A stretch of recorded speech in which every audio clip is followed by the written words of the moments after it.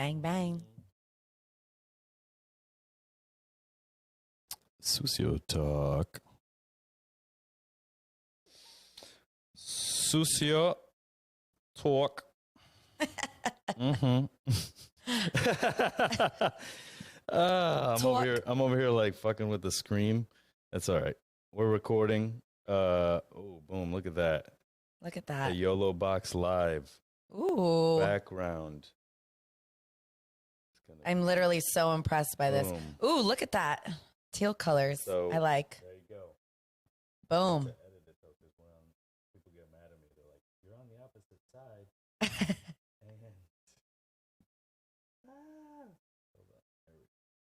Oh, it meshes with your colors of your logo. I like that. Bang. Listo. Okay, aquí estamos. Sucio Talk. Gabriela, what up? How you doing? Latina G Latina on G. Instagram. I love that. What do you think of that? I'm really glad. Well, I think Latinos respect this. That you say Latina G, whereas everyone's like, "Oh, Latin ag," and I'm like, "What?" And they're like, "Well, you're in agriculture, right? And you're Latin," and I'm like, "That is not at all how I've ever perceived that." No, Latina ag. Latin ag. Wow. Okay. Latin ag, and I'm just like, I mean, I guess it makes sense because it is agriculture, but no, Latina G. Right. Well, you know what? At least you found a way to get the white people, because sometimes they're like Sucio? Sucio? Yeah. And then I'm like, I got to explain it every time. But I told myself, I'm like, fuck it. You signed up for this. You're going to explain it for the rest of your life. But I mean, but if it was Italian with the ch sound, there should be a double C. Right. Exactly. So there's a guy. I don't think they understand their own rules. There's a sommelier. He was eating at Charter Oak, and he's like, "Is Chef Sucio here?" He asked for me, and they're like, "Sucio? Who's that? You don't work here." Yeah. I was like, "You thought I was Italian and my last name was Sucio?" He's like, "Yeah." But here we are. So, radio DJ. How long you been doing that? I've been a DJ since the January 2018. Mm-hmm. January 2018 was when I started. And I've been through a couple of different iterations with that. I started off like as a weekend DJ, moved on to the morning show when we got into a new studio space. And then, it was funny because when the fires happened in 2020, I was talking with the owners. They're Latinos. They came from Los Angeles. They've worked for like MTV, Univision, a lot of different like big corporate media places. Right. And whenever the fires were happening, I was like, okay, somebody needs to be giving this information in Spanish. And I'm in a position to be able to do that.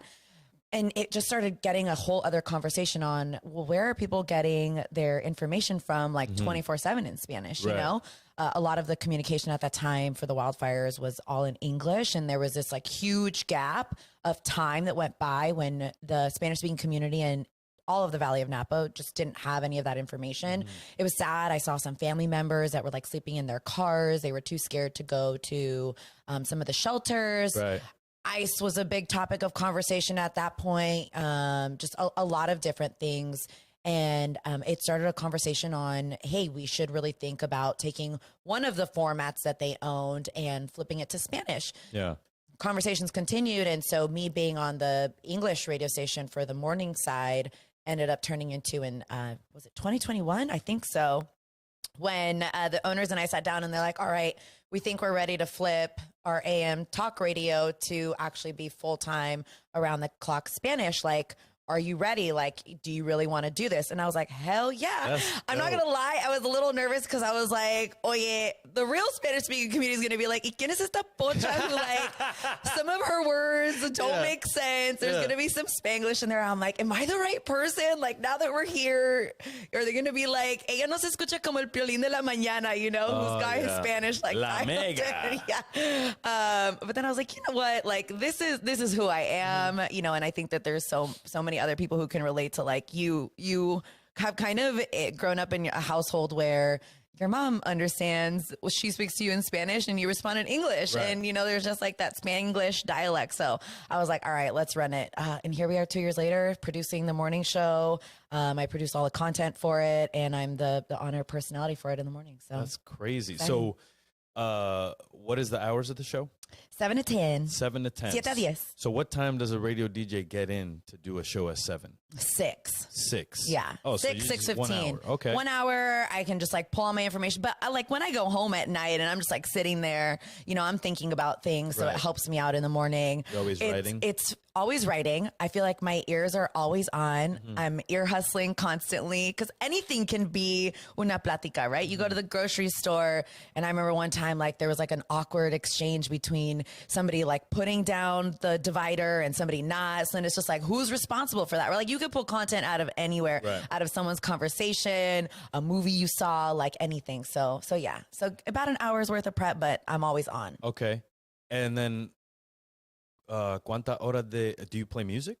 Oh yeah. Okay. So the whole thing is 3 hours of music. And then, you know, every, I don't know, maybe like 7 minutos, every 7 minutes is when I'm just like interjecting with some kind of content, something relatable, maybe like a news update, especially with like so much Latino music really being spread across the country globally, right? Like Bad Bunny has been Spotify's most streamed artist. Well, he got dethroned this year by Taylor Swift, but yeah, he did. But for the last 3 years, it was him as like the world's largest global streaming artist. But yeah, Swiftie fans, you should be proud. You guys work hard. So. They definitely do. There's like a whole cult. I'm down with it. There is. I'm down with it too. Like, I'm not a negative Swiftie fan. Right. Yeah. I grew up listening and then stopped, and then she came out with some stuff that I liked. I think you just ebb and flow like any artist. If you fuck with one of their songs, then you're solid. Right, exactly. I'm into the Detroit rap right now. Okay, that's where I'm at. Okay, really I think I was taking a look at. Didn't you post your Spotify Wrapped? Online? Yeah. And it was just like Real the Young OG and RMC Mike, and that's it. Because it's like it brings me back to mixtapes in the Northeast. In New York and Connecticut, we had a lot of mixtapes, and it was just like gritty, went to the store, bought a bag of chips. It's like, shit like that. Lifestyle. Yeah, it's just like life shit. So I'm like, it's fun and the new beat that they got going on is even going into Latino music. Peso Pluma has songs that have that kind of melody. And there's another girl too that does like Spanglish rap. I think coming out of Puerto Rico, I'm pretty sure. But okay, Boricuas. There you go. Doing it. That's the exciting part though, right? Is like you're getting such a like variety and mix of genres as we all become cross-cultural. You get your first gens who are kind of like born into both of these spaces, or just anybody else. Like there's like a blend of like music and sound. You see a lot of more people like fucking with, corridos tumbados, which is kind of like the category that they place Peso Pluma in. You're right. You see like Bad Bunny created, his like trap reggaeton, urban Latino music with, Grupo Frontera. So there's a little bit of like regional Mexican sound vibes. People are just trying to be creative. And I think it's so great because then you get music that you never would have expected. And you're just like, whoa, like this is dope. I like this. Dope. Same as happening with food. Because now you have a lot more mixed couples that are bringing these cultures together that have never been. Yeah. Like, I'm still waiting to meet somebody that's Indian and Brazilian or something like that. I'm like, sure they're out there. What is that food, bro? That's going to be, you know what I mean? So and I'm like, sure they're out there. They're out there. Come, be a chef. I don't know.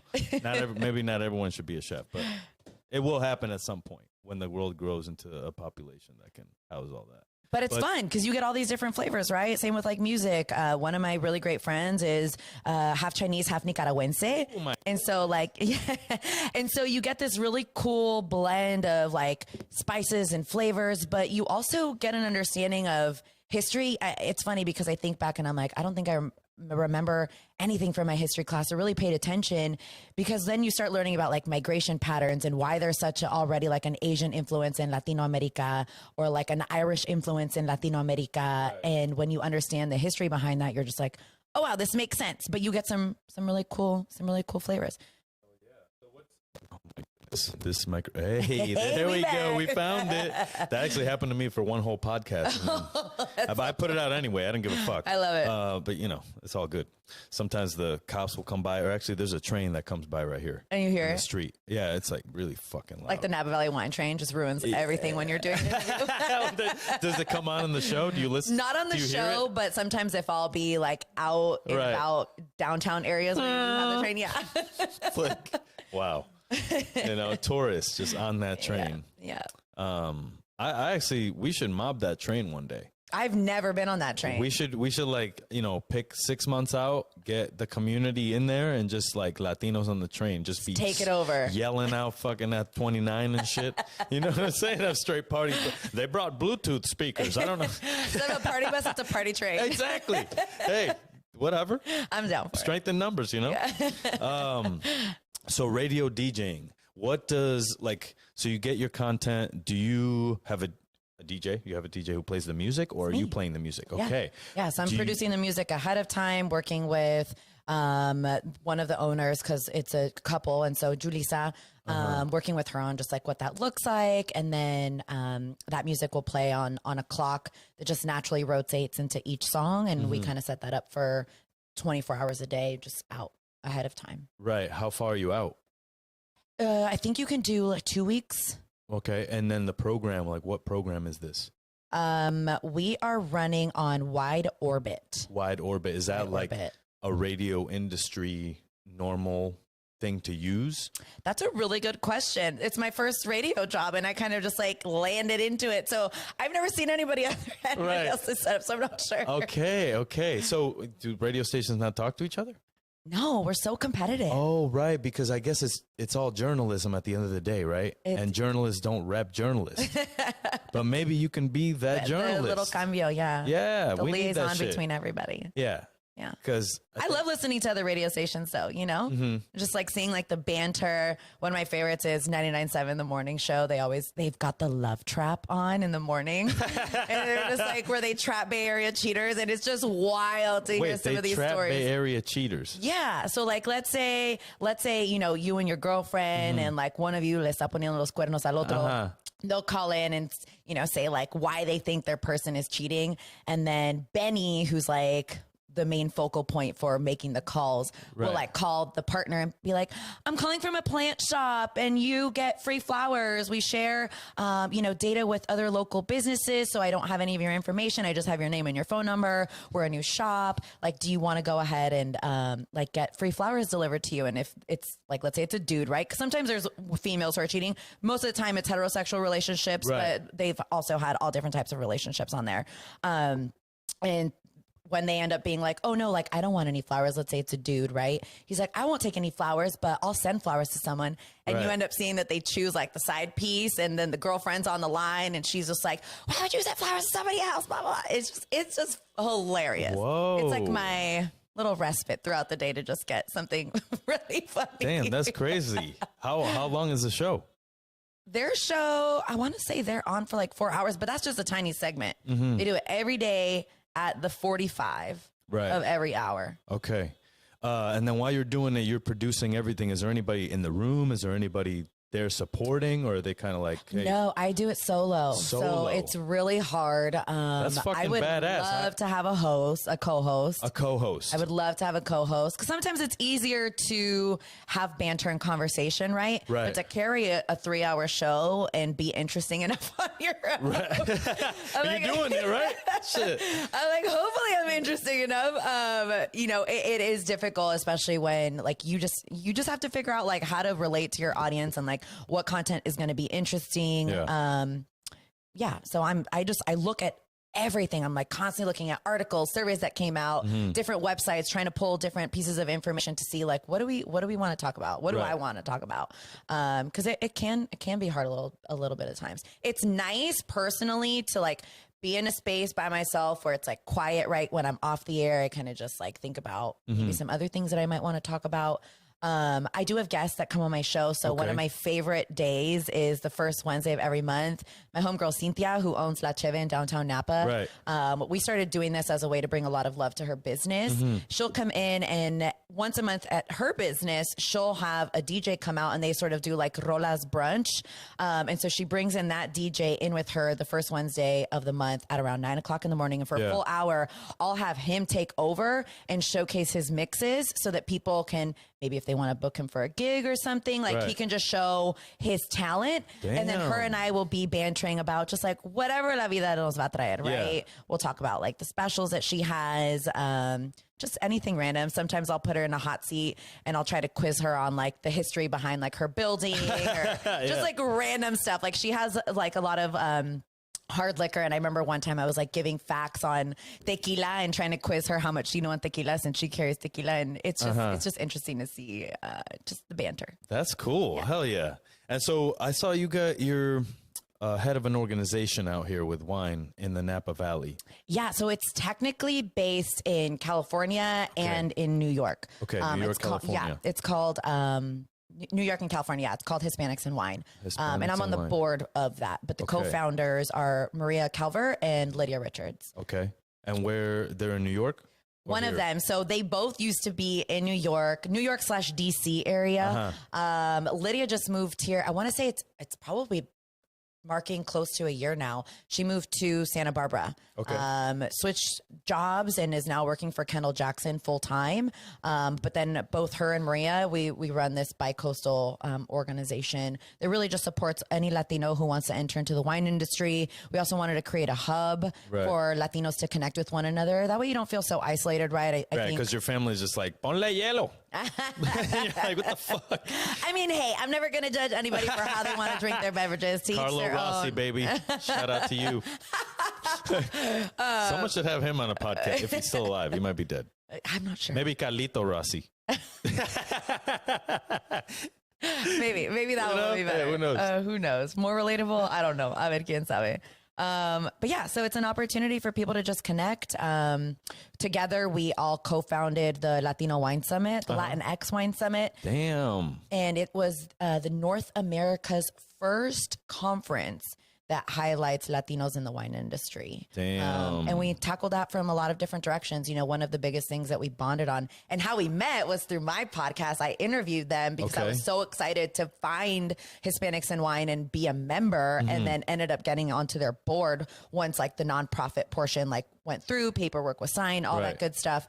But we related on to like when you go out into market or in the world, like you don't see people who look like you, right? And so you're like, when you find someone, you stick like chicle. You're just like, hey, where are you from? Like, what's your experience been like? And it feels relatable. And so we were like, all right, me being born and raised in Napa, my dad, was an immigrant from Mexico, started off working as a farm worker.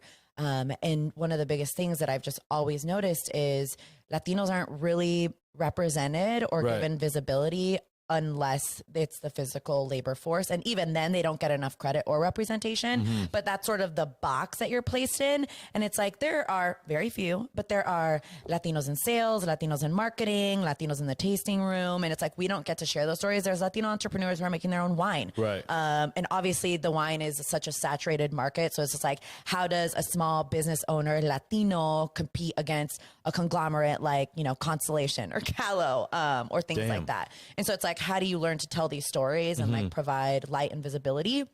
And so the conference was really around, one, connecting Latinos, but then two, giving them the platform that they deserve to have these stories shared, to talk about, what makes their business successful. Some of these people with their businesses that they've grown, it's been like 40 years in the making. Their grandparents came, with the Bracero program. A lot of people don't even know the history of how so many Latinos and immigrant farm workers came into Napa Valley in like the early 60s or so. And so it's like also educating people along the way, educating ourselves too, because I think sometimes we don't understand our own history. Yeah. And so it was just a really big celebration around that. And it was really exciting. That's dope. When's your next event?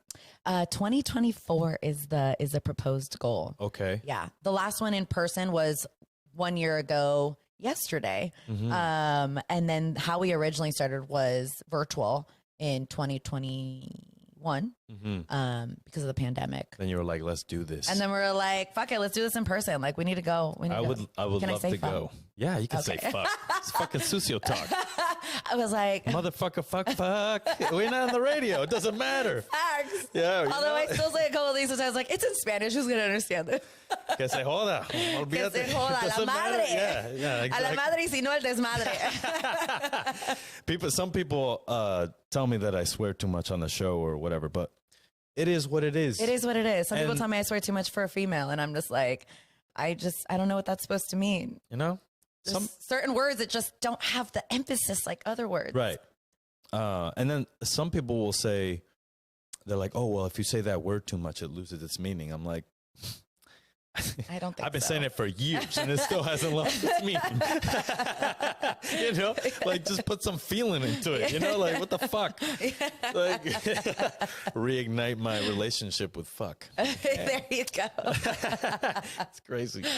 Fucking okay. So this wine summit, these ladies, you start this. How many people are in the organization? Are you looking for new members? Like what? Yeah, so anybody can become a member. Okay. It's really just a hub for people to get connected. And then online, you can go and look at scholarship opportunities. We do a lot of things for like WSET.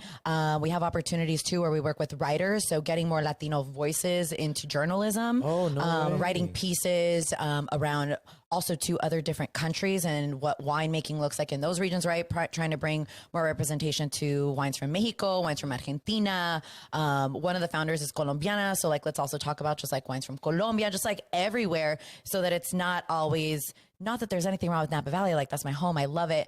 But Napa's always been like this, you know, put you on a pedestal. This is the only thing that wine can be. Right. And everything else is like garbage. And it's like, no, like there's so much good wine out there. There's so much, and it's such great price points too, that you're just like, holy shit, like this is fucking fantastic. Yeah. Shout out to Bay Grape in Napa. Do you work with them a lot? Bay Grape, Stevie Sankonis. I hope I'm pronouncing your name right, Stevie. I don't work with them in terms of like, we've never done an event together, but I do love to go there. I love to support her. They do so many awesome different events. She also has a shop here in Oakland. Okay. Bay Grape. I've been to that one before. And then they have a restaurant called Mama Oakland, which is like an Italian restaurant. And I think they're that Mama came Oakland. first. Yeah, they're Mama Oakland. Oh, no shit. Okay. The connection to Napa and Oakland is getting bigger and bigger. There's a lot of weekend people just go up to like Calistoga. Yep. Shit like that. So I'm excited, you know. And a lot of people too from the Bay Area who are like, fuck it, I want to go open up my business out in Napa, you know? I just went and celebrated someone who opened up a new wine shop called Vin Noir. And she's a Black woman who wanted to open up a wine business out there, a wine shop. So that was really cool to just go in there, see what her setup looked like, taste some wines. Yeah. She's also sourcing wines from other people and trying to showcase them. So I thought that was a really cool thing. Damn. So the wine, I thought 10 years ago that wine had reached its like, hey, it is what it is. Yeah, exactly. And it's almost having like a renaissance right now with all the natural and, you know. Whatever that means. Yeah, I don't know what it means. I mean, some of it tastes like apple cider vinegar, to be honest with you. But some of it tastes like ass. Yeah, that's what I'm saying. Yeah, thank you for saying that. You know, straight booty sweat. I'm just like, what is this? Maybe there's people that like that flavor, and so maybe there should be a different classification for that kind of funk. Yeah, you know? or if you could call it wine, cheese. because I think then it opens it up, right? It's just like you can have stinky cheese, but it doesn't mean it stops being cheese. You know, at the end of the day, it is wine. There was a conversation, though. I went to a conference out in Texas called Texom. Really, really valuable if people are interested in the wine world. You know, I recommend getting into that. But they were talking about how do we change the conversation where like wine has always kind of been known for coming from grapes, but it's like it could really just be any kind of fermented fruit. So coming from like blueberries and things like that. Blueberry and I was wine. like, I'm open to anything, but at the same time, I was like, would I drink it? I don't know. You know, I don't really dip into the orange wines because I think the flavor is a little weird. But it's not that I have anything against that. You know, to each their own palate, which is what I'm always preaching to most people. It's like, you like what you like. Like, don't let anybody tell you that. I think that's the negative side about wine is there's been this like pinkies up. You got to know it before you can enjoy it type of like ethos. Feeling and ethos. Exactly. Perfect word. And I just don't think it should be like that. It's just like, let people relate to the wine in the way that feels relatable to them. You know, don't be like, oh, this tastes like gooseberries or something else. I'm like, I don't know what the fuck a gooseberry is. I'm sorry. So I don't know what a gooseberry is going to taste like.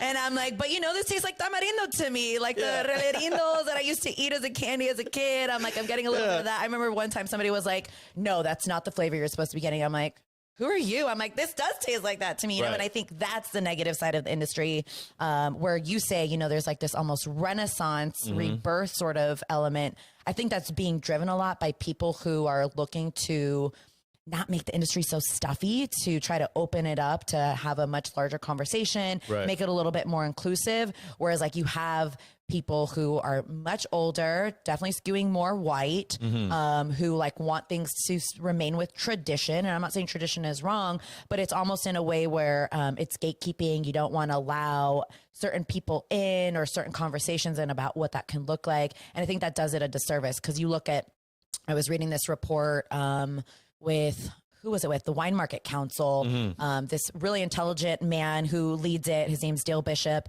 And they were looking at statistics around beer, spirits, wine. They had a whole panel on younger consumers and the millennial category on what are your drinking choices, beverage preferences, and like wine is such an afterthought for so many people because they can't relate to it. Right. You know, they're just like, you want to explore beer, and most beer cans will have like a really cool logo on it, tell you what it's supposed to taste like, blah, blah, blah, blah. All wine looks the same and is overwhelming if you were to walk into, you know, Safeway or something like that. Yeah. And then you look at the back and it's like, it doesn't tell you anything about it, what's inside. And how disappointing is it if you open it up and you're like, I just spent $60 on this, and it tastes like booty sweat, you know? So you're like, I don't like this. It's usually a story about somebody's grandpa, you know? Yeah. Yeah. Which I love. I love storytelling. You know, I think there's a lot of power in storytelling. But it's also like, how does the wine industry change so that you can open it up, have much larger conversations, bring people in. I think you can do that through food, through experiential opportunities, right? Especially as we were talking about, I've hosted a lot of events for wineries, since that's like what I focus on in the wine industry part, where people are like, we need to remain traditional, like steak, potatoes, and Cabernet. And I'm like, I could probably make this better at home, and you're putting a $300 ticket on this. Like, that's not exciting to me. You know, I saw that you had Sean on one of your podcast episodes. Sean, what up? Yeah, Sean Street. And I got so excited because one of the dinners that we were hosting was around like Merlot, and Merlot has gotten a bad rap, but it's such like a historical, traditional grape varietal. And I was like, yo, I want you to like do a dinner with me. Let's collaborate. And I want you to just showcase your roots, like Trinidad, Tobago, like, let's go. He's like, how far into this can I lean? I'm like, all the way. I'm like, all the way. I don't need you to water this down. I don't need you to like try to, you know, make it approachable to the white Eurocentric palate. Right. I'm like, go all in. Go crazy. Let's like bring in an educational element on like how this relates to like comfort for you or reminds you of home. And literally, it was one of the most widely celebrated dinners that I've hosted. This is specifically with Duckhorn. It was one of the most widely celebrated dinners that had happened with Duckhorn. And there are some club members that we have who have attended like dinner after dinner after dinner. And just like the response that we got, like at first, I think people were very like, what the fuck? What am I about to eat? Yeah. Or they're looking at the menu, right? When they sit down and they're like, oxtail terrine. Like, what is that? Yeah. And they're like, you know, where's my steak and potatoes? And it's like, I'm not going to do that to you. One, that's not interesting to me. I don't get excited about planning something like that. I want to like have your mind expand. Like maybe you wouldn't walk into a restaurant and order that, but first of all, you're in my house, you're sitting down now, and I'm going to take you on a journey of something that will blow your mind and introduce you to somebody who deserves this recognition, who is really fucking exciting to work with, and have you just think about food and wine and pairings completely differently than what you think it should be or what you've been taught to believe. Because again, it's like this standard that people like rinse and repeat because they think that is what it's supposed to be, when it's like, the whole point of it is to have fun.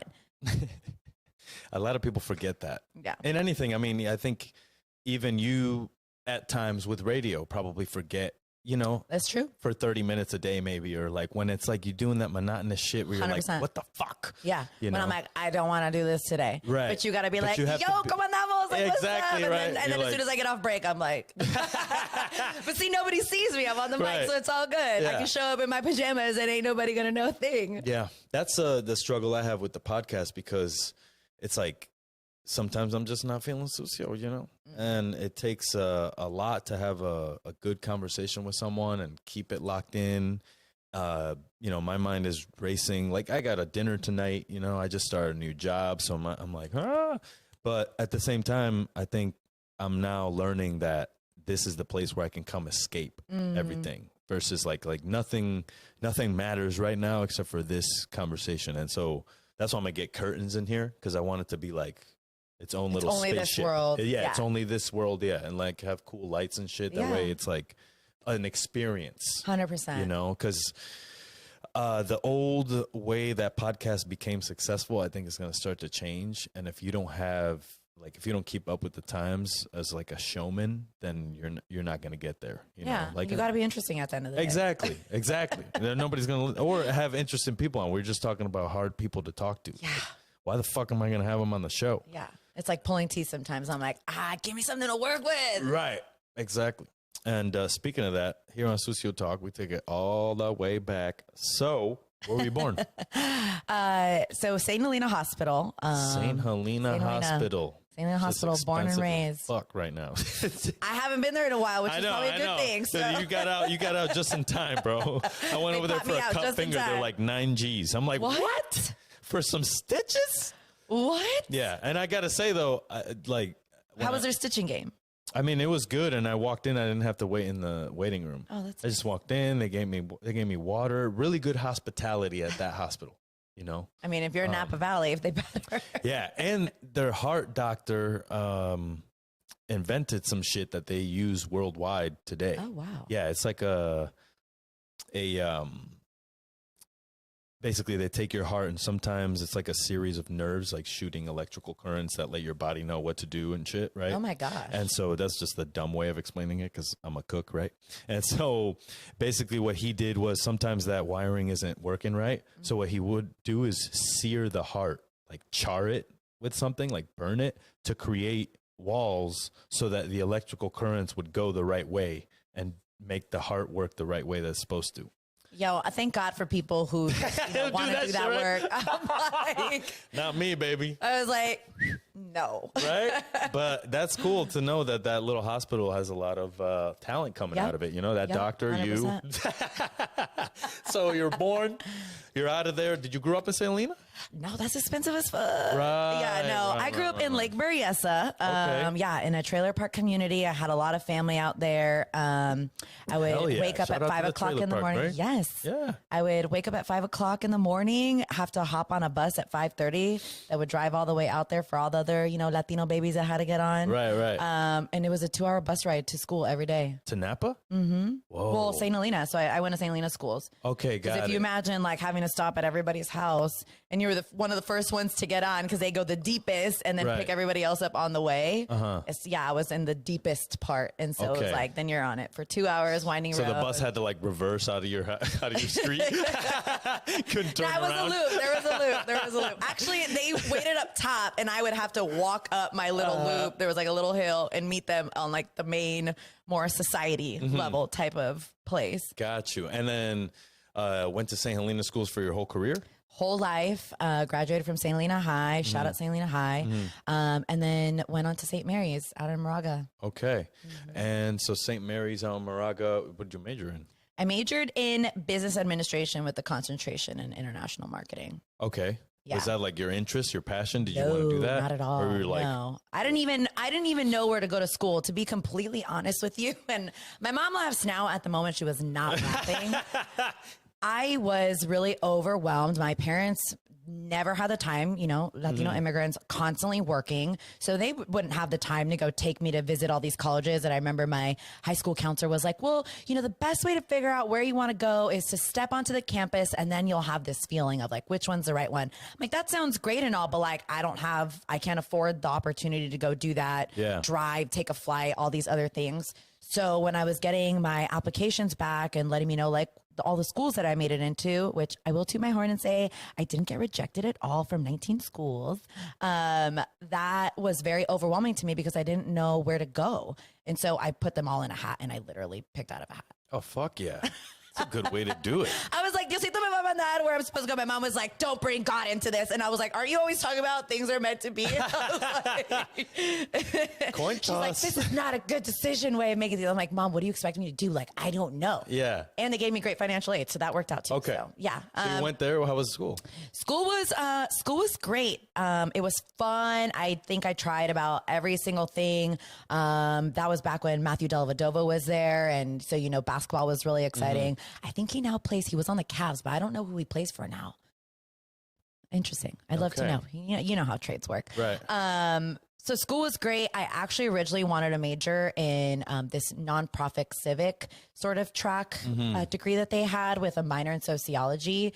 I've just always been very much about people and helping out and seeing what I can contribute to the world. And my mom was like, I am not helping you go to the school for you to come out making no money. Right. And I was like, you're like, Mom, it's nonprofit. Yeah. She's like, yeah. She was like, explain this to me, you know? And can you explain nonprofit? Because like, I don't understand it to this day. Is it that your company doesn't file and make money because it takes all the money and funnels it back into the company? Basically, like you have to get grants from the state or the federal government, and that's how you pay your employees. That's how you pay for your programming when it comes to whatever it is that you want to offer, right? So there's a really great organization in Napa called the Napa Valley Farm Worker Foundation. They do a lot of workshops to educate a lot of the Latinos who are working out in the vineyards on like computing classes, financial literacy, even understanding like winemaking processes. Right. And so to do that, you need to have funds. You can have private funds. So, right, like a private donor giving $1 million, or you do a lot of like grant writing. And so you're seeking funds from the state, from the federal government. I'm sure there's other avenues that I'm not remembering at the moment. But yeah, basically you cannot make money off of anything. So like when we did the Latino Wine Summit, Hispanics in Wine is a nonprofit organization. So while we were charging for a ticket, that all went to then be donated towards funding scholarships for Hispanics in Wine. Right. We didn't keep any of that money. And luckily, all of our vendor partners who we worked with were donating time all of their time and stuff. Right. So. See, that's what I was telling you earlier. That's what I am not good at. Yeah, neither am I. Right. We'll get there. We'll get there. Yeah. So my mom was like, hell no, like no vas a hacer esto, you know? And so I'm like, fuck, like, what do I do? Also, she told me this like at the end of my sophomore year. So for the last 2 years, I've been on this degree track to like get my civic track degree and taking my sociology classes. And I'm like, it's junior year. What the fuck am I supposed to do? Like, I can't afford, my scholarships only last me for 4 years. Like I can't afford to not graduate in 4 years. So I like had to go meet with the counselor, figure out like what were some of the basic classes that could apply to something else. And she was like, look, just do me a favor. She's like, take business. I was also the first in my family to go to college. She's like, just take business. She's like, I'm not saying you have to do something in business. She's like, but at least like have something that later on can be applicable to so many other things. And then if you want to go work for a nonprofit, she's like, you can, but at least you have a degree that might land you in a better position. So life's just funny because it's like, I use my degree now through like experiential marketing opportunities with Duckhorn and like events and like sponsorships with Bottle Rock and things like that. But my passion and so much work that I do outside of that, I've like found with working with the Hispanics in Wine nonprofit, or just doing other things. So I think it was a good lesson looking back. But there's always a struggle, you know, to be the first in your family. There's like a lot of pressure. You're just like what you're supposed to do versus what you want to do. Right. You know, when I graduated, I went straight after the money because was what my parents told me. It's like, we work so hard, so like you don't have to struggle. But I was so miserable, you know, I was so miserable. I was like, I can't do this. I actually started working for Target right after college. I was managing the operational losses for the $35 million store in Fairfield. And I was trying to track like, where are we losing money from products on like product that's not being delivered, that we have inventory for, that's not actually there, so we can't sell it. People actually stealing, internal employees stealing, which was a very awkward thing. I was like, I'm a people person. I don't want to fire anybody, but like that was what I had to do. How many people did you fire for stealing? Like over 10? Over 10. Over 10 over people. 10 people. What would in they the steal? 2 years that I was there? What would they steal? Money. So the people who were like money, handling like up. cash, products, you know, cell phones, a lot of like clothing for some reason. Like I Did would they see think them. they could get away with it? I mean, I'm assuming so. You Were know, they caught on camera? Yes. Okay, got absolutely. you. So you would review the video? I would have to, I'd have to spend a portion of my time reviewing footage. And then when I would see it, I'm just like, fuck. I'm like, I don't want to do this. How much time is allotted to review footage? A day? And how do you know what you're looking for? It was up to me. I don't know what I'm looking for, but I would set up cameras in places where like I get data reports, right? So I would see, this is what our sales should look like based off of products that it says we've sold, because I don't have the inventory for it. And then when I would see like the numbers are not matching, then I would like position the camera and make sure that like I could like, Yeah. And then also you can set up sensors. So you can set on the system, like for it to ding or like mark on the video camera, like hours where like there was movement. So I would just like quickly like scroll through. If it was people walking by, like they're shopping, like you can usually like go out of that. I would usually look at it during the hours of when I know there aren't guests in the store, when it would have to be with somebody who is internal. So you see like, you know, the overnight crew who's restocking, the early morning crew who's restocking, the early morning crew who's counting the cash to get all the registers set up, things like that. And they paid me well. I was making $100,000 coming out of college as a fucking 21-year-old. Hell yeah. And so for me, it was like, Security great. guard. I had a team for that who would like stop people. But I was you'd be like, he's stealing. And then they come beat the shit out of him. No, they're not allowed to do that. No. Oh, just escort. You don't get like in trouble. You don't get arrested. You just get fired? You do get arrested, and then you go into a room, but then the police has to come, which was funny because most often than not, like police officers don't come out for anything that's less than like $2,500. Right. And so like you just end up letting them go. So it's just kind of like, it was this thing where it felt very performative. It's like I'm stopping it, but then it doesn't really matter, and you can just come back in again. So it was different. Yes, some people are ballsy though. Like I would see people walking out with like carts, like customers, and I'd be like, "Where the fuck is my team?" Like looking at this person just like walk out. Nobody on the register is just going to see this person with like a whole ass cart walking out with like gadgets and anything. I actually got picked up and thrown up against the wall one time when I was trying to stop a guy who was stealing a cell phone. Way. Yep. Thrown up against the wall. Yep. Did you get any like reparations for that? Did they give you like an extra $500? No. Are they just like, are you okay? No. Target sucks. No one said anything. How long did you work there? I worked there for 2 years. And after my second year, I was like, this is like, I'm not even happy doing this work. You know, I'm like, what the fuck is this? I'm like, the money is not worth it. Yeah. So then I left. And then I came back into the wine industry. That's very dope. Okay. So came back into the wine industry. How? What'd you do? I actually chose to utilize my degree and started working with Felix Solis Avantis. They were trying to have a Spanish footprint, so from Spain, and get people to start drinking Spanish wine. So they're a Spanish wine importing company, and they'd never entered the United States, and they bought an office in Napa, and were looking for a marketing director at that time to like help them figure that out with the national sales manager and director. And so together, we were a team of 3. It was very small, very like boots on the ground, trying to help figure out like how are we going to attract the American consumer, let of all the Napa Valley consumer to think about Spanish wine versus wanting to buy, you know, your Howell Mountain Cab.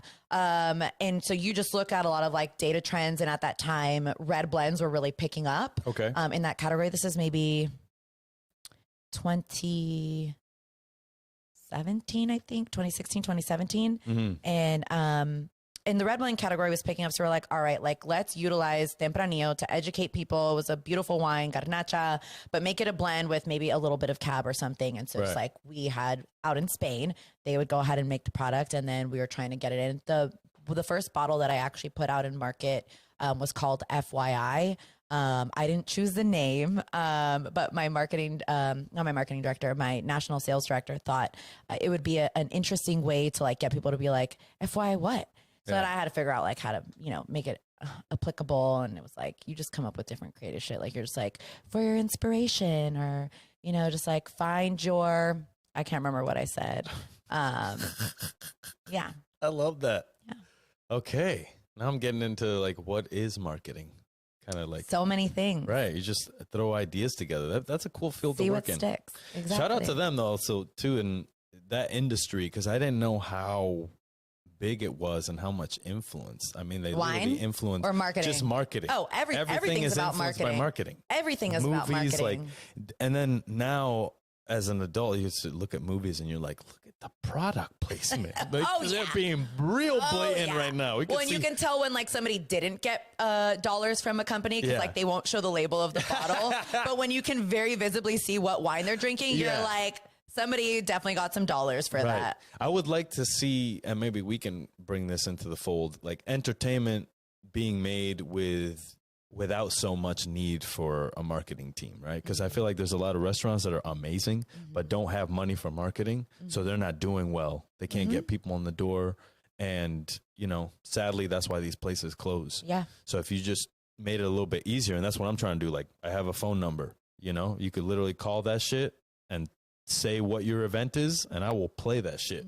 No, you don't need to pay me nothing. Ya escucharon, eh? You got it right here. I've been on here saying this shit for like a year, and nobody called. I'm just like, okay. You're like, all right, you don't want me to let them know about your event. Keep paying $1,000 for your Facebook ad. You know what I'm saying? Like that shit's expensive too. Bro. Yeah, or boosting things on like social media. Yeah, that's but you got $2,500. You know, and I'm like, damn. Yeah, it's a lot of money. But that's why I was telling you. You know, to get sponsorship, you really gotta get a big ass company like that that's got dollars in the and have them see you're buying. Like, why is it worth me investing in you? Exactly. Right? So you gotta figure out what is it that they need that you can provide, and have there be like an equal exchange, because nobody's gonna give you anything out of the kindness of their heart, you know. Right, exactly. But I'm like, even like TV personalities like Sway, for example. Like Sway, when he started MTV News back in the day, like what was his interview like? Right, it had to be that he just tried really hard to get the job, and then they, you know, because it was like the start of that. There's always hosts on TV and shit, but that was the first time where it was like kind of like teenagers doing the news. But what I really respect about Sway is he uses his platform now ever more to promote up and coming young artists. So exactly. And he'll let them access that platform for free, you know? And that to me is everything. It's like, that's cool. If you work so hard and hustle and now you have this platform, like why would you not, understanding the struggle of what it takes to have, you know, that representation and that voice, and have people like know about you? Like, why would you not want to help out other people? You know, like it must be so lonely to be up at the top by yourself. Like, why would you not want other people up there with you? Right. Sadly, that's mainly why, you know, people go down after a while. Like they'll be on top and they think like, this is it. Like it's going to be like this forever. Yeah, and then it goes away. And I think the best people, the most successful people know that even though you have a win, like that can't be all, you know, it's like you either spend your days telling old stories or spend your day making new stories, you know? And if you don't fucking do that, nobody's going to come do it for you. Yeah. And so there's a lot of people that when I was on the road trip for the podcast, they'd be like, oh, must be nice. And I'm like, what do you mean must be nice? Like I am putting myself out there. I have no place to live. The only thing I have is my car, and like the money that I'm putting into this it's not smart to be like out here doing this, but I just knew that it had to happen. Yeah. So I just did it. Yeah. And I didn't think about it. And I feel like if people do that more, they'll probably get a little further than they are, or they want to get. 100%. People always see the success and like the shiny, the glam, whatever, like in the, you know, awards or recognition, but they don't know all the hard work that went into that. They don't know that you're living out of your car with like minimal equipment. Yeah. They don't know that you're working 3 jobs and then you do this on the side, like sleeping 3 hours, you know? And it's just like, if people really understood what it took, then I think that they would have a different perspective of things. But it's like, if it was easy, everybody would be doing it, but it's not easy. It takes like the hustler, you know? And I think that a lot of Latinos are, especially now, trying to become entrepreneurs in different ways, because we were raised with the type of culture of like, you just fucking work hard, you know, and you make it happen. Nobody's going to spoon feed you anything. Like you got to go out and put in that work. And I have mad respect for so many of my friends. One of his names, Chris Rivera. He has a brand called Seis Soles, and like this fool hustles up and down California. Like we're talking like Inglewood one day, and then we'll literally be in Napa because we decided to have a meeting together the next morning. And I'm like, bro, you drove in the middle of the night, had like zero sleep, and then he drives back the next day because he's got a pouring event opportunity somewhere else. Yeah. And it's just like, that's just what you do. Like first gens hustle a little differently. Yeah. He's enjoying the act of the hustle, right? Versus the spoils of the hustle that he'll have, you know, whenever. Because when you get the riches, and I work for these super millionaires, right, in their home, personal chef, and you realize you're like, you're not happy. I don't want to be unhappy. You know what I mean? Like I'd rather be broke and happy than have all the money in the world and unhappy. So at the end of the day, it's like, okay, how do I have both? You know this is like, but I don't want to be broke. But I definitely want to be happy. Exactly. And so, you know, I think me and you are on the same page where it's like, okay, how do you go out there and say, I'm worth this much just for showing up? Yep. And I think, like I used to work at Meadowwood, and whenever you wanted chef to be at the event, it was like an extra 5 G's or something like that, you know? And it was like, to be like, and it's not like for him, it's for the business, but I'm like, that's fucking ingenious. you know, like that's how it should be. And I feel like sometimes we're too in hustler mode to understand that we're also a boss. Yeah. And you don't have to do all the things and struggle through it. You can be like, okay, here's money to this person that's going to do that for me, so I don't got to struggle. That is so true. Yeah. And you just you kind of stay in the poor mentality of like, well, I got to do everything. Yeah. You know, and, you know, I don't want to say it like this, but this is why white people win. Because white people got no problem being like, hey, do this for me. Unapologetic about it. Yeah, hey, do this. And it, you know, and I'm like, that shit works. 100%. You know? But also our cultura, I can only speak for myself because, again, I don't know how you were raised.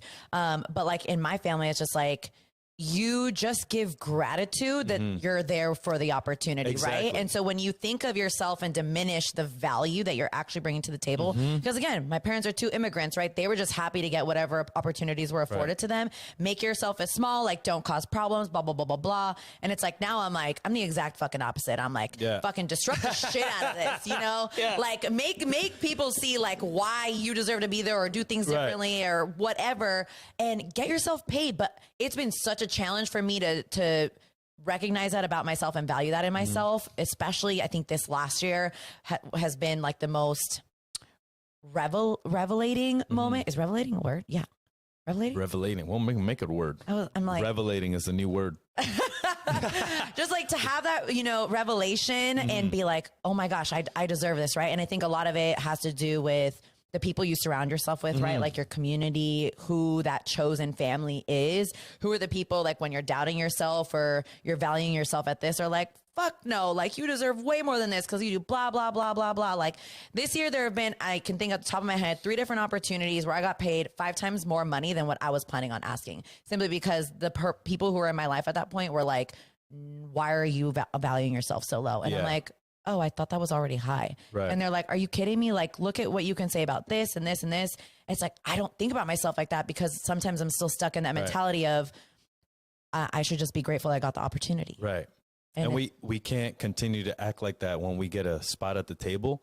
You know, we need to fucking sit there and be like, go those out. Just like, I'm go here. Those out. Like, take the last fucking chicken wing off the platter. You know what I mean? Just like drink the last of the wine. Everyone's looking at that sweating like I want it, but who's going to go for it? Yeah. And just do that shit, because it's like, even the people that wanted to do it and don't do it, they're going to feel good and be like, damn, he just took that chicken wing. Like, I wish I was like that. I wish I could do that. And you can fucking do it. And there's nothing wrong with it, you know? And honestly, I don't know about you, but I got further by not listening to my parents than you know what I'm saying? Yes. There's some things that they would say to me. I love my parents, like, but yes. Exactly. Because they'll be like, oh, you know, I told my dad, I'm like, I'm leaving this restaurant. He's like, why are you leaving?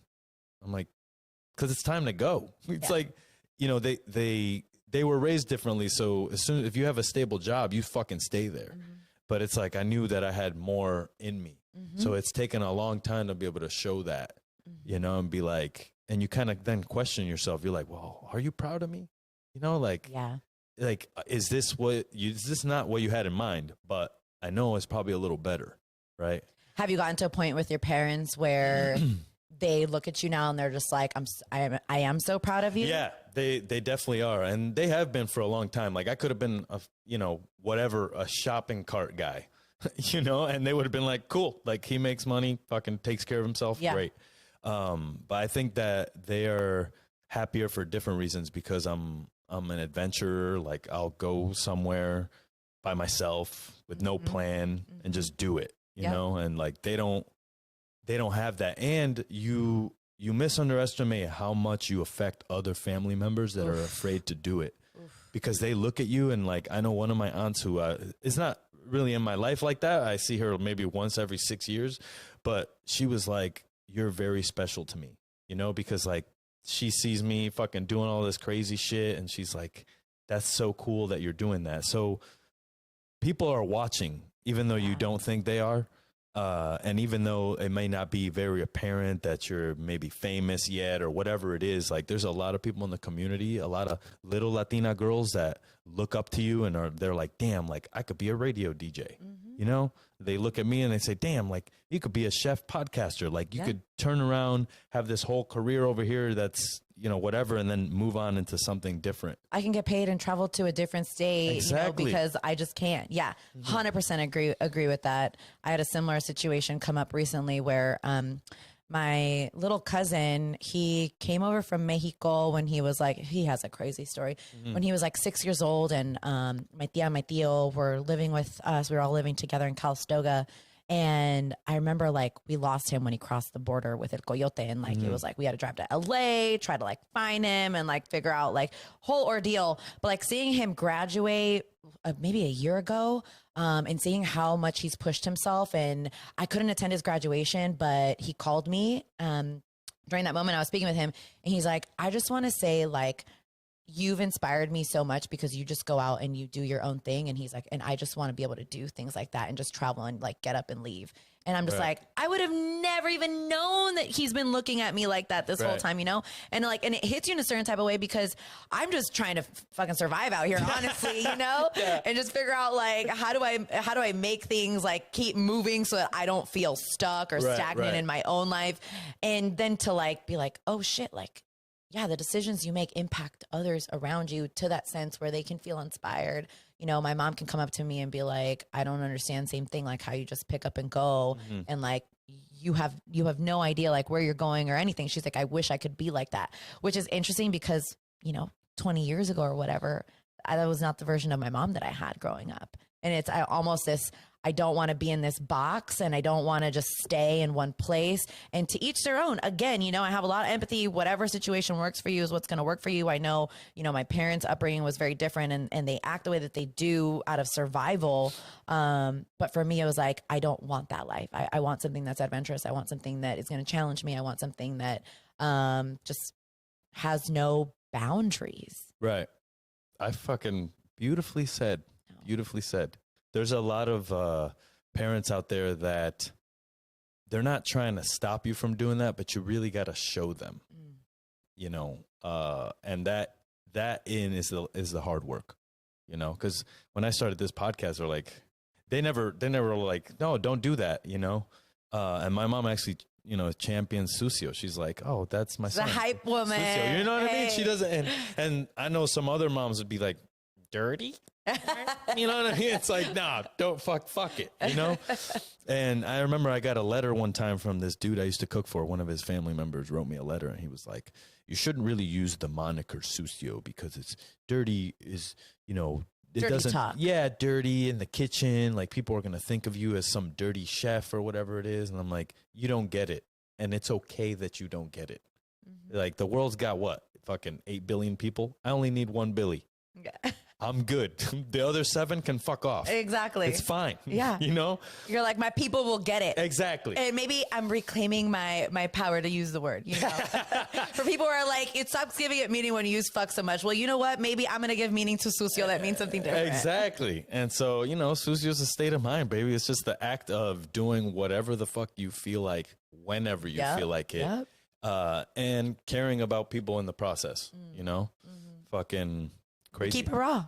Yeah, baby. You got to, because that way there's too much editing going on. Do you edit your radio show?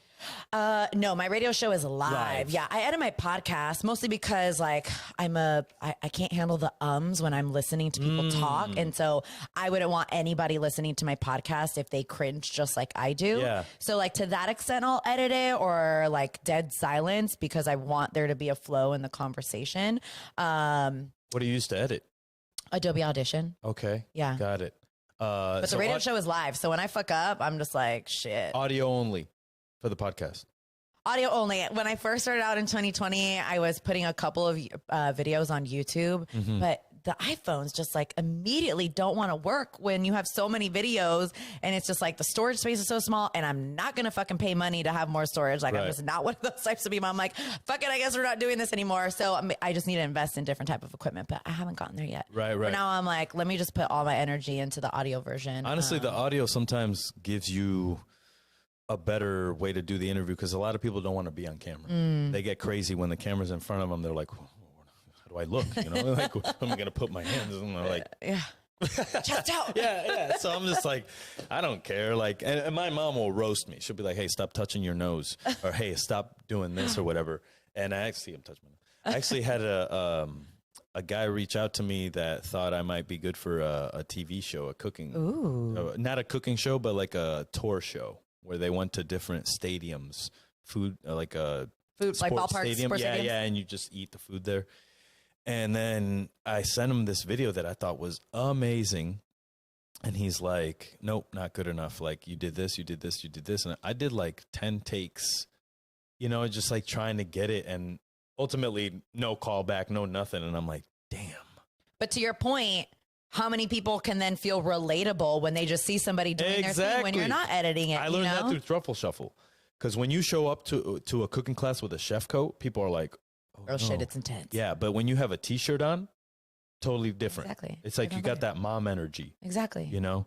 The mom energy. Yeah. Honestly, that's how I feel about tasting rooms. You know, when I walk into places where everybody's like looking like they're going to church or something, I'm like, oh, I don't know if this is my vibe. But then when you're at places with people in jeans and they're just like hella laid back, I'm like, these are my people. Right. I know that they're not going to be all like, and using language, you know, that then I'm like, yeah, I could code switch, but I really don't fucking want to. And I just kind of want to be myself. Right. I think when you find an avenue to be able to be yourself, I think that's the best way. And also that there's also nothing wrong with not hustling and having, and having a 9 to 5 and doing whatever you do for fun. Like, hey, if playing video games is your thing, do your thing. Yeah. It's okay. Yeah. Be careful with the little indent thing. Yeah, like exactly. That's what I'm scared of, you know. No, but really though, like I keep saying, to each their own. Everybody's going to determine what works for them, and nobody should be judged for that. Like people should just be able to do whatever the fuck they want, as long as they're being kind to others. Right, kind to others, not hurting people. You know, I think that's a common law. That's what we're coming down to. The golden rule. Yeah, exactly. What are you? Where are you eating in Napa when you're out? A lot of tacos. Okay. It's just like quesadillas are my jam. Tanias or trucks? Trucks. There's La Esperanza right off of Sosco. Is it Sosco Avenue? Yeah, Sosco Avenue. Okay. Kind of like down the street where like this old movie theater used to be. It's just they have like the best quesadillas I've ever had. Okay. Actually, there's another chef too who's out here from Oakland. I think his name's Chef Green. He was at this event that I did with Sean at Lita called Sabor Lita, where we wanted to showcase, again, influences of, you know, Caribbean food and how it has like Black and Latin influence behind the food. And so we did like this whole event around Juneteenth for that with Chef Mimi, who does the Black food and wine experience throughout the Bay Area. Super amazing. Right. And that guy was there, and I think his name's Mike Green. His quesadilla tacos were phenomenal. So he's around this Oakland area in case anybody wants to Google or Instagram. I'll check that out. His name, yeah. Hell yeah. So usually eating quesadillas. ¿Qué más? What else am I usually eating? I don't know. I'm very picky when I go out because I don't want to pay for things that I feel like I can do better at my house. Right. And that's not anything negative on a chef. It's like I won't buy salmon at a restaurant because I have a certain way that I love to spice my salmon. I love it almost like jerk style, you know, with a lot of like spice and things like that. Maybe some cheesy grits or something. So I won't do any of that. I'll usually just, I don't know. That's a good question. Well, you're in Napa, and I figure, you know, you're in that chef scene with the wine and all that. So, but it seems like you spend a lot of time in Walnut Creek. I do, and so I don't know if you know this, but I live in Sacramento. I live in Midtown. Oh. Yeah. So you drove all the way down here to be on the show? Yeah, for you. Wow. Damn, I'm honored. That's crazy. Yeah, I woke up at 6:30. God damn. To clean my house before I left. Okay, well, this is a good one, though, I got to say. Good. Because I'm not like radio silent. You could tell when I'm trying to get to a space because like when you first came, it's a little awkward, right? You're like, first meeting, we're like, but I'm trying to figure out a way to have that opening conversation away from the show, but then not get too far into stuff because you're like, wait, say that for the podcast. Exactly. Cause I don't want to say that either. Cause that's like kind of fake too, you know? Yeah. And so I just want to have the conversation, you know, as casual as it can be and as calm as it can be. Yep. And also for people to know that when they sit in the chair, it is my show, but like you're here too. So it's just a flow. Yeah. Conversación. Exactly. Cause sometimes people will just wait for you to ask stuff and you're like, Give me something. Yeah, if you were talking like normal, what would you be saying? Right exactly. Now? You know, it's not a. But this mic isn't here. We're on a coffee date or something. Exactly, a little coffee date. You know, what do you order on a coffee date? Well, if it's Starbucks, it's a caramel macchiato, but normally it's just like a nice cappuccino or like a vanilla latte. You know? Oh, really? Very boring. I'm the kind of. Well, I don't want there to be like too much like sugar or sweetness, but also I can't take my coffee black. I need like a little bit of crema in there. So right. I do a double shot mocha. Okay, mochas are good. Mocha, extra like chocolate. Mochas. Dirty chai's also delicious. What makes it dirty? The espresso. Oh, and like a chai tea, like a chai tea, and they put espresso in it. Mm-hmm. Whoa, why? Who thought of that? Where's it? Like, is that just a Starbucks thing? No, it's not a Starbucks thing. I usually just get that. I actually don't think I've ever ordered that from Starbucks. Something like local mom and pop coffee shops. If they've got chai, they've got espresso. Where do you go when you're not at Starbucks? The Napa Valley Coffee Roasting Company. Okay. Model Bakery. Mm-hmm. I like Red Bay. What is it? Is that a Napa? I think it's in the Oxbow. Oh, I haven't been there. Ritual coffee is really good. Or Ritual, never mind. I like Ritual. Yeah, Ritual's good. And I also go to the Oakville grocery store. Oh, dope. Yeah, like when I'm having to go to like Duckhorn, like furthest north. Yeah, I'm at Paradox in Yountville. Yeah. Dope. That's crazy. Yeah. So what are your like plans for the future with the show, and like where are you looking to take this? What are you looking to do? Will you always live in Napa Valley? Well, I live in Sacramento. Or Sacramento, I'm sorry. No, I'm so open to moving. Yeah, I have this conversation with my partner all the time. I'm like, are you open to moving? I'm actually open to moving out to Spain. We've started kind of looking into things. Don't ask me what I'm going to do. No plan, nada, but just like lifestyle over there. I actually studied abroad in college at St. Mary's and lived in Rome for a whole year. No way. And I would just like travel to Barcelona. Like tickets are like $40 to get there. It was so cheap. But like the lifestyle in Spain is just like so laid back, so chill. I'm obsessed with paella. So I'm like, I really want somebody to throw a paella and Pinot party. And nobody's doing it, so I think I need to end up doing it. You need to do it, yeah. Paella is one of those things that, like, you, as a chef, being like, I made paella. It's like barbecue. But like, I've heard it's like really, I don't know how to make fucking. It's paella. Really good, but people like spend their whole lives making it. You know, and it's like it's a craft. Yeah, that's why as a chef, you can make it so many ways: seafood, meat based. You know, just like, but it just tastes so good. Yeah, it really does. So I'm like down to move anywhere with the show specifically. The good thing is like you could take that anywhere, right? Especially if you invest in some great equipment, right? Make yourself mobile. What I really would love to do with the platform though is turn it into like a multimedia platform. For the last like year, I've really, and I don't think I've said this out loud to anybody, so hello. For the last year, I've been talking with a couple of my friends on almost creating some kind of food wine type of show. YouTube, I don't know if that'll be the platform. I really don't know. I would love to like sell it to a network. I don't know people in that space. So I don't know how I'd make that happen, but hey, we can manifest anything, right? It's the power of connectivity. Legit, I'll do the Sucio segment. I was gonna literally when you were, or you said something earlier, and I was like, me and you were talking later on about a little bit more of this. Yeah, hell yeah. You know, but I would just like love to just like have, you know, hella Latinos, different homies, all people of color. Like that's what my podcast is all about. I don't think we have enough representation when it comes to the work that we're doing, just platforms in general.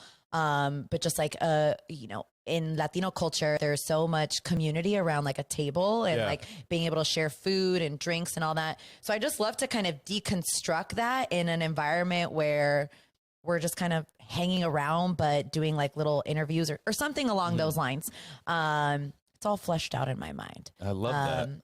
I think that would be really cool. I started doing my podcast live with an audience earlier this year. How do you do that?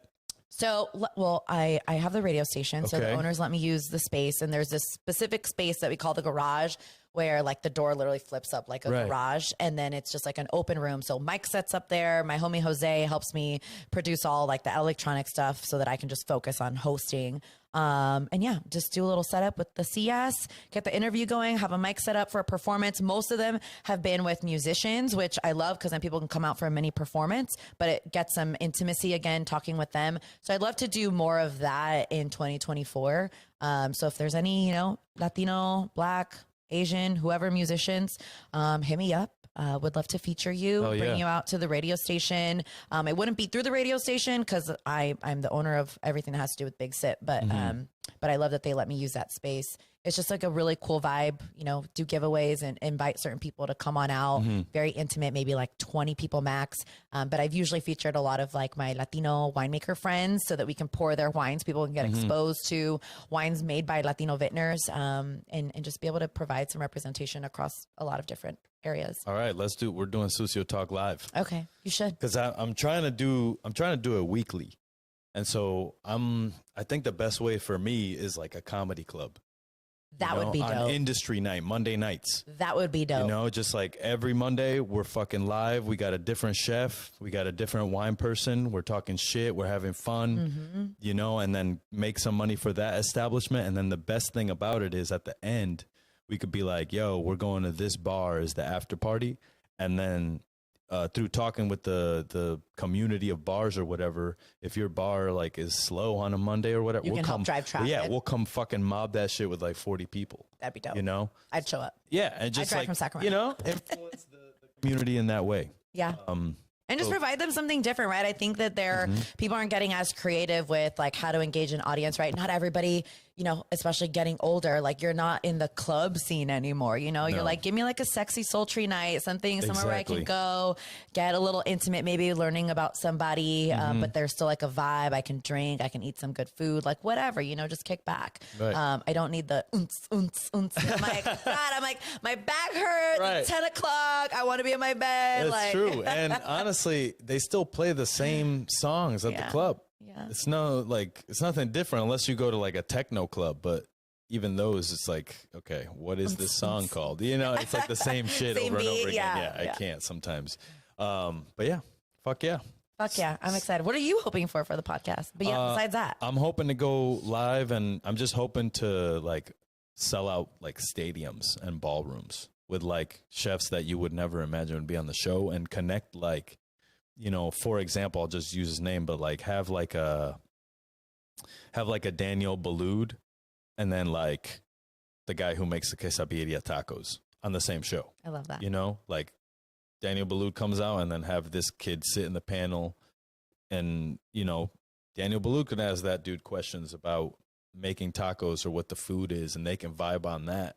And it's people that would normally not get together. And it's like, that's what I'm looking at. That'd be dope. That's what I want. Because also, that's an opportunity where you're like a connector, because you don't know what opportunities would then make it for somebody else, you know? And that's like what I'm all about. Is I love connecting people and seeing sort of how you can provide opportunities when other people get to meet and be like, maybe I have some resources that you need right now, or maybe you have some resources that I need. And it's like all collectively just rise. Hell yeah. We got to do it out here. If you guys are in the wine, if you're Latino, food, arts, whatever. How can they find you? Where can they hit you up?